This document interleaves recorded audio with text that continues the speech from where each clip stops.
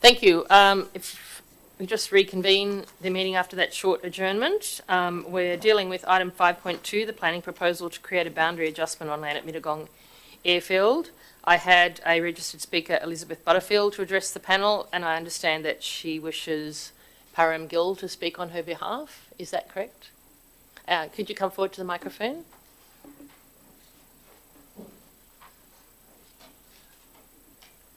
And just to let you know, we have received the written submissions from all of the people in respect of this application from the objectors, including Ms. Butterfield. Thank you. Okay. Please proceed. Yeah, firstly, our apologies for being late. There was misunderstanding, so thank you. Maybe just speak up a bit and maybe Yeah. Can you hear me now? Yeah, so our apologies for being late, and thank you for the opportunity to address. We're referring to the Mittagong Airfield subdivision, and there are a number of points that have come up that we feel are contentious and should be brought to the attention of the panel. Firstly, Lot 11, which is called the Mittagong Airfield, has over 27 dwellings on site.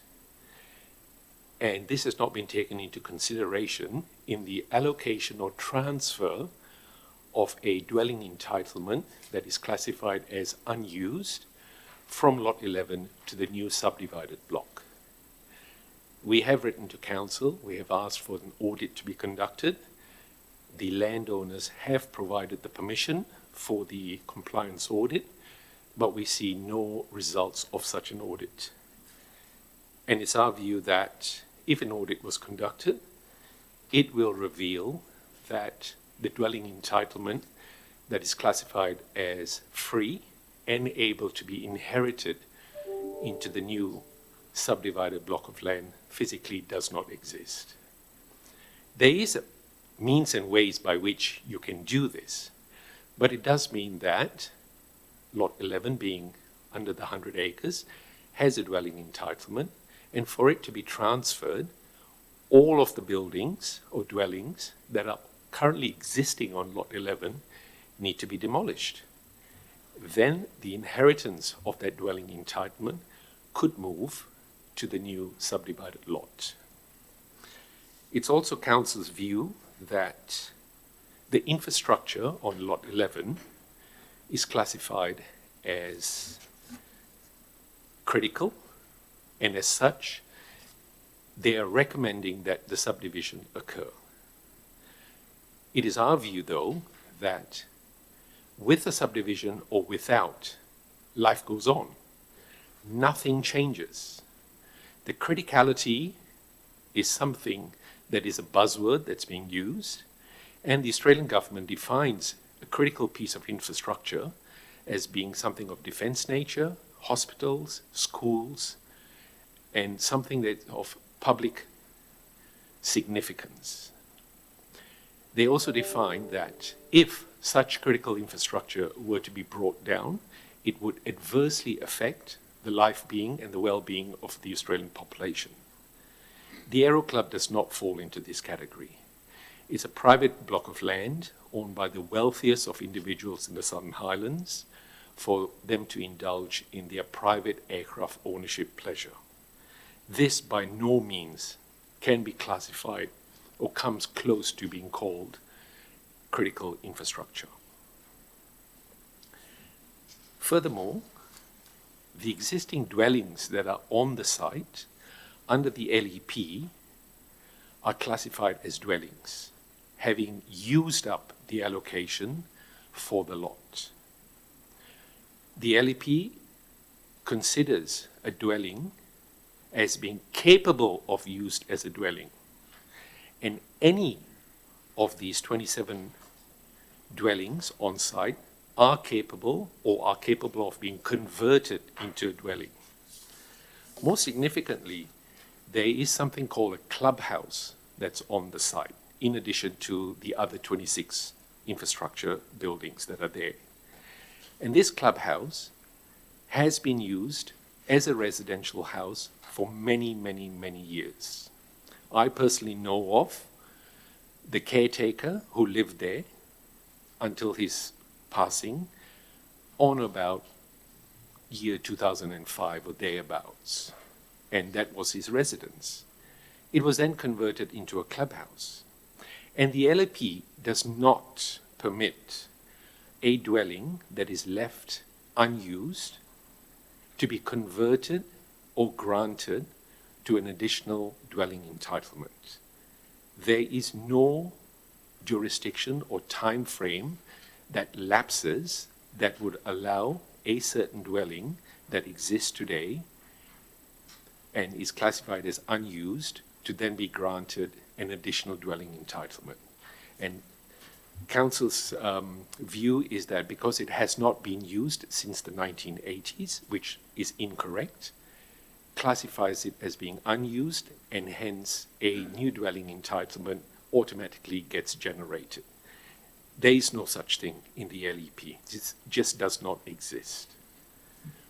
Our request is that the panel commission an independent audit of the site to ascertain the existing dwellings that are there, and if the subdivision were to happen, then the dwellings that exist need to be demolished before the dwelling entitlement can transfer onto the new site.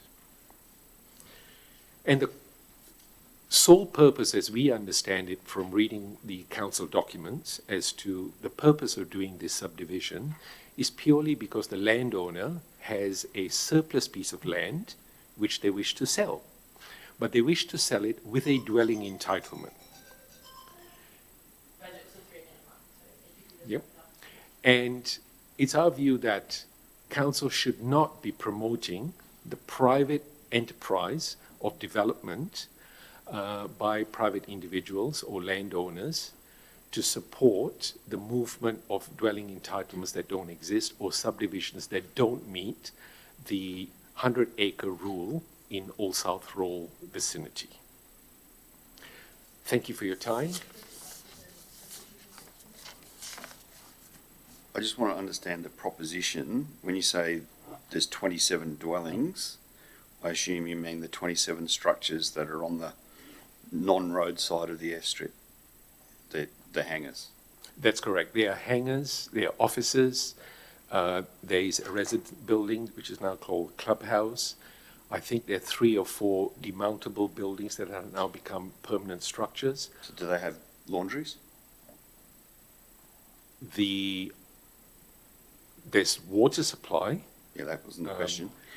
I don't know what has been converted. I guess I'm just trying to tease out your proposition that they're capable of being separate dwellings. Correct. And just about anything can be capable of being a separate dwelling. A shipping container is capable of being a separate dwelling if you undertake work to it. That's correct. And that is what the LEP states. Correct. The critical word is capable. Yes, but capable, but you can't do that work unless you get consent to do that work. I'm not sure about that. That's something for council, whether a DA is required. That was the main thing to understand. The 27 is those structures. But the clubhouse did function as a residence for 20 years or more. Thank you. That's it. Just really on the same question, why do you then use the word 27 dwellings? It seems to be rather misleading. Why do you use that word? That is a word that's defined by the LEP. A structure or building is defined as a dwelling under the LEP. Okay. And in our submission, we've given you the definition from the LEP as to what they classify as dwellings. Thank you. Okay, thank you for coming in today. I might just ask Mr. Lee, did he wish to respond to anything because we swapped the order? Yeah, if you could come forward.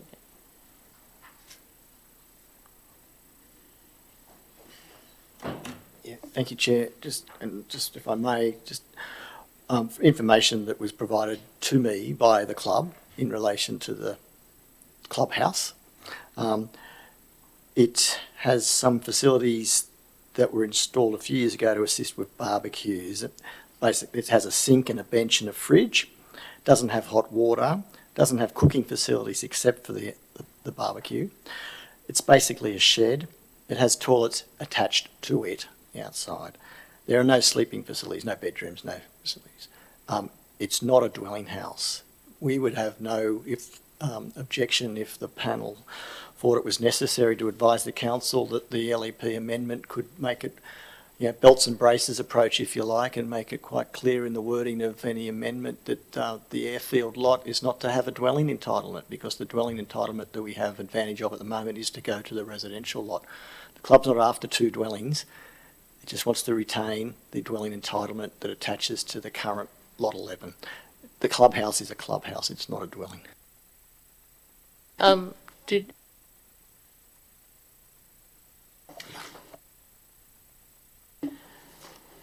Okay, with that, sorry, no, we have a procedure, that is a procedure. It's